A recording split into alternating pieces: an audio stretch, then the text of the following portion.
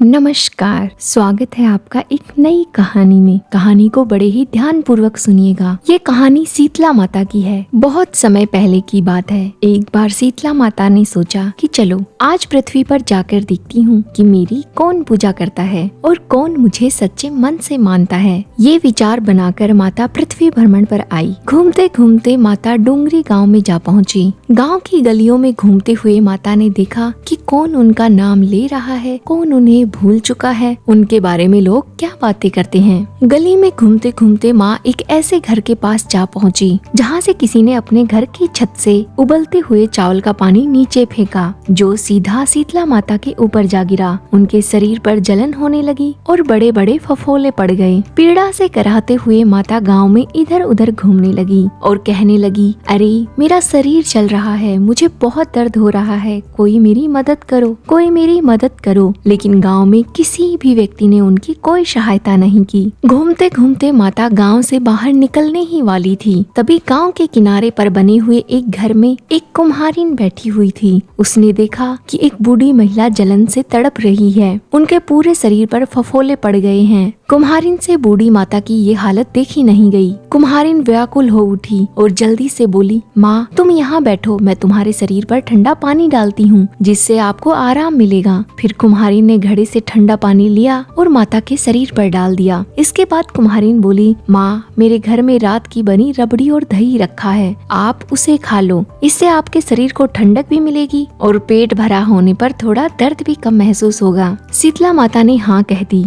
कुम्हारिन ठंडी रबड़ी और दही लेकर आई। माता ने बड़े ही प्रेम से खाया। माता को तुरंत आराम मिला। कुम्हारिन की ऐसी सेवा भाव देखकर माता बहुत खुश हुई और बोली, बेटी मेरे सिर पर बहुत खुजली हो रही है, क्या तुम मेरे सर से जू निकाल सकती हो? कुम्हारिन ने बुढ़िया की बात मानी और उनके सर से जू निकालने लगी। कुम्हारिन जब जुएं निकाल रही थी तो उसने माता के सर के पीछे तीसरी आंख देखी। ये देखकर कुम्हारिन घबरा गई और डर के मारे भागने लगी। तभी शीतला माता ने पुकारा, रुक जाओ बेटी, मुझसे डरो मत, मैं कोई भूत प्रेत नहीं हूँ, मैं स्वयं शीतला माता हूँ। ये सुनकर कुम्हारिन आश्चर्य से कांपने लगी और हाथ जोड़कर माता के चरणों में गिर पड़ी और माता से माफी मांगने लगी कि अगर मुझसे कोई गलती हुई हो तो मुझे माफ करना माता। लेकिन शीतला माता कुम्हारिन की सच्ची भक्ति देखकर प्रसन्न हो गई और कुम्हारिन से कहा, मैं तेरी भक्ति से बहुत खुश हूँ, तुझसे कोई गलती नहीं हुई है। लेकिन कुम्हारिन थोड़ी चिंता में दिखाई दी। माता ने पूछा कि तुम्हारे चेहरे पर ये चिंता किस बात की है? तो कुम्हारिन ने कहा, माता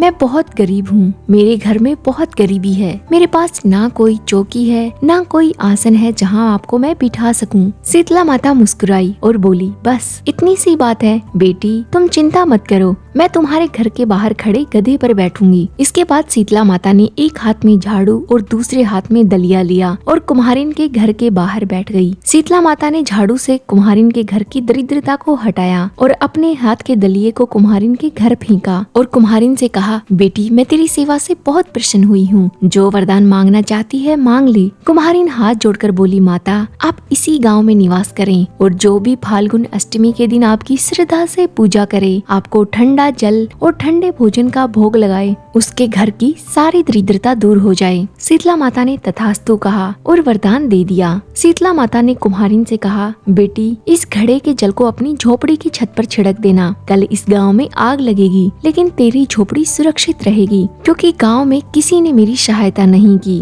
मैं दर्द से कराहती रही लेकिन किसी ने मेरी तरफ देखा तक नहीं। ऊपर से इसी गांव में किसी ने मुझ पर उबलते हुए चावल का पानी डाल दिया। कुम्हारिन को ये सब बताकर माता अंतर्ध्यान हो गई। माता के अंतर्ध्यान होने के बाद कुम्हारिन ने माता की आज्ञा मानी और अपने घर की छत पर जल छिड़क दिया। रात में गांव में भयंकर आग लगी लेकिन कुम्हारिन की झोपड़ी सुरक्षित रही। अगले दिन गांव के राजा ने कुम्हारिन को बुलाया और पूछा, सारे गांव में आग लग गई लेकिन तुम्हारा घर कैसे बचा? कुम्हारिन ने राजा को शीतला माता की कृपा की पूरी कथा सुनाई। सुनकर राजा भी कुम्हारिन की भक्ति भाव से अत्यधिक प्रभावित हुए और अपने पूरे राज्य में ऐलान करवा दिया कि अब से हर घर में शीतला अष्टमी के दिन चूल्हा नहीं जलेगा और माता को ठंडे भोजन का भोग लगाया जाएगा। माता को ठंडा भोजन पसंद है। जो भी शीतला अष्टमी के दिन माता को ठंडे भोजन का भोग लगाता है, घर में चूल्हा नहीं जलाता है और बड़े ही आदर पूर्वक माता को भोजन करवाता है, शीतला माता उसके घर की सारी दरिद्रता दूर कर देती हैं और अपनी कृपा उन पर हमेशा बनाए रखती हैं। हे शीतला माता, जैसा गांव वालों के साथ हुआ ऐसा किसी के साथ नहीं हो और जैसा कुम्हारिन के साथ हुआ हो ऐसा कहानी सुनने वाले, कहने वाले और अपने सभी भक्तगणों पर अपना आशीर्वाद बनाए रखें। और आप भी इस बात का ध्यान जरूर रखिएगा कि शीतला माता की पूजा करने में आपसे कोई गलती ना हो। आदर पूर्वक और प्रेम भाव से माता की पूजा करने पर माता अपनी कृपा अपने भक्तों पर हमेशा बनाए रखती है। कहानी अधूरी रही हो तो पूरा कीजिएगा, पूरी हुई हो तो मान कीजिएगा। यदि आपने कहानी को पूरा सुना है तो आज मैं आपसे एक प्रश्न पूछती हूँ, शीतला माता अपने हाथ में झाड़ू क्यों रखती है? यदि कहानी को पूरा ध्यान से सुना है तो आपको इस प्रश्न का जवाब देने में तनिक भी देर नहीं लगेगी। अपना जवाब कमेंट में जरूर दें।